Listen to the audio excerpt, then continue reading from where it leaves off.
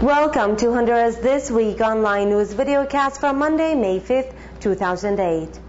This videocast is brought to you by Minister Sweets, Sweet Dreams.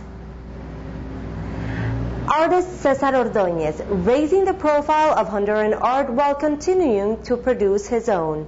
Cesar Ordoñez has been the face of Honduran art for as long as a quarter of a century. He is one of the few artists to have his own art school in Honduras and boasts an incredible resume, which includes the painting Childhood Remembers, located in the Larach hardware store in Colonia Miramontes in Tegucigalpa, and the painting Don Pedro. Read the full article by Callum Oliver Rees in the cultural section. Indifference is sentenced to death. What in the world do actors have to do with the district attorney's hunger strike? This was the unfortunate comment that circulated the internet as a response to the call of support for the district attorney's movement by theaters and artists in general. According to Jorge Luis Borges, quote, "The ones that say that art should not spread doctrines are commonly referred to doctrines contrary to theirs," end quote. Read this week's editorial in the opinion and editorial section. Supereconomic growth, a scientific approach that could turn any economy around. How fast can a developing country like Honduras transform itself into a developed nation like the United States?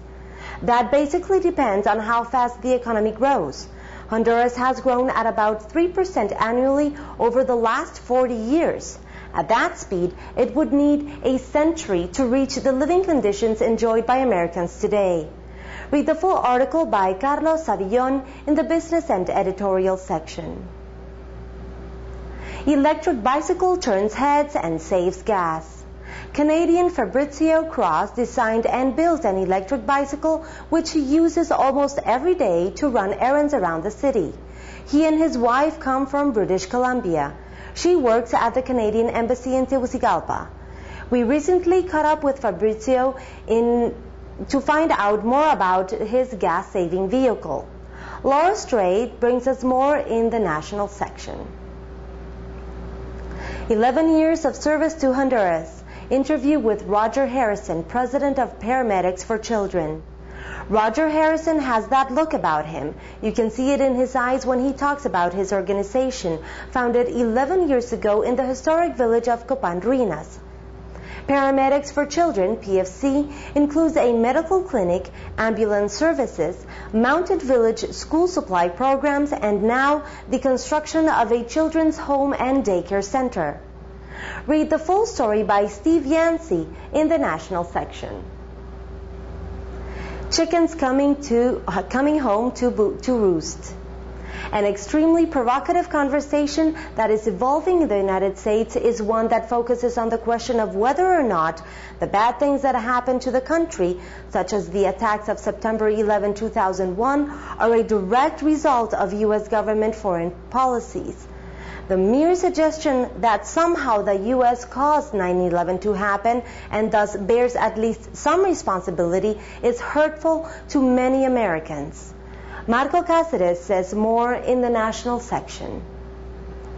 Honduran-made socks face U.S. tariff.